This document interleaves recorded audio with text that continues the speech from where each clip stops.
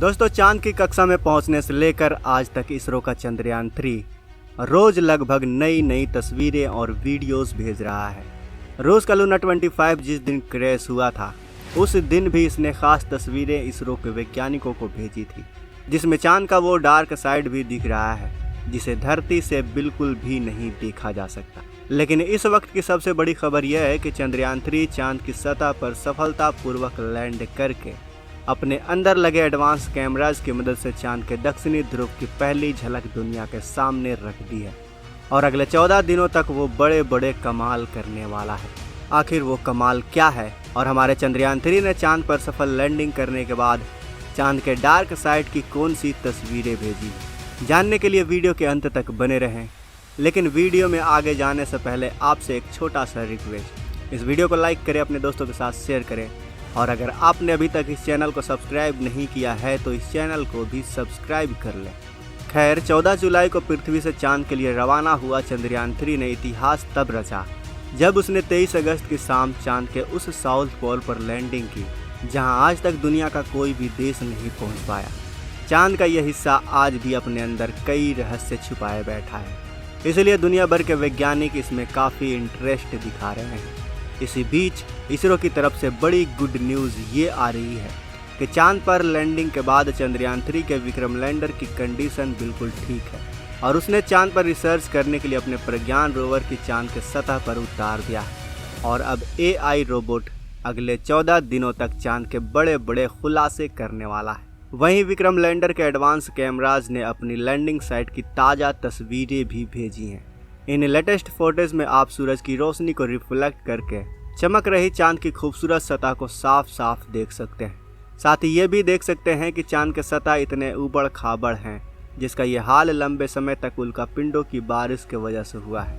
वहीं लैंडिंग से ठीक पहले विक्रम लैंडर पर लगे लैंडर पोजीशन डिटेक्टर कैमरा ने चांद की कई कमाल की फोटोज भी खींची और इसरो द्वारा शेयर की गई इन तस्वीरों में आपको कुछ क्रिएटर्स के नाम भी लिख कर दिखाई दे रहे होंगे। लेकिन चौंकाने वाली बात यह है कि इन्हीं रहस्यमय गड्ढों के नीचे पूरे 10 करोड़ टन पानी मौजूद हो सकता है और कई बेशकीमती खनिजों का भंडार भी मौजूद हो सकता है, जिसका रिसर्च करने के लिए विक्रम ने अपने अंदर से प्रज्ञान रोवर को निकाल दिया है।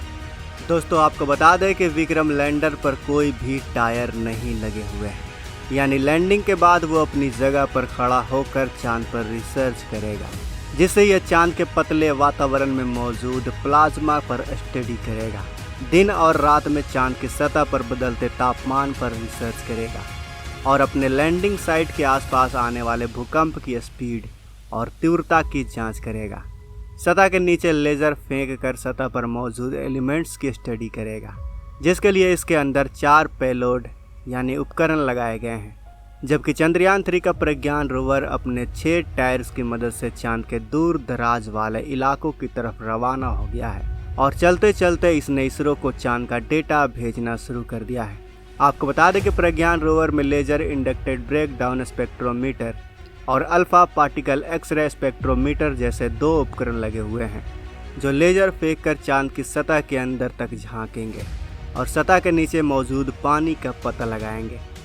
ये चांद के मिट्टी और चट्टान में मौजूद मैग्नीशियम, एल्युमिनियम, क्रोमियम, सिलिकॉन और टाइटेनियम जैसे कीमती खनिजों को भी खोजेंगे और इस रहस्य से पर्दा उठाएंगे कि आखिर चांद के अंदर क्या क्या छुपा हुआ है। यानी अगर अपने इस मिशन में विक्रम लैंडर और प्रज्ञान रोवर ने चांद पर किसी कीमती खनिज और पानी का भंडार खोज लिया तो यह इतना बड़ा अचीवमेंट होगा कि भविष्य में जब भी चांद का नाम लिया जाएगा तो इसके साथ ही इसरो और भारत का नाम भी जोड़ा जाएगा। आपको बता दें कि ये रिसर्च मिशन चांद के 1 लूनर डे के बराबर है, यानी यह पृथ्वी के 14 दिन के बराबर है। इसके बाद विक्रम लैंडर और प्रज्ञान रोवर अपने आप ही बंद हो जाएंगे और सदियों तक चांद की सतह पर खड़े होकर भारत की कामयाबी का गवाह बनेंगे। आपको बता दें कि इसरो का इन्हें वापस लाने का अभी तक कोई भी प्लान नहीं है।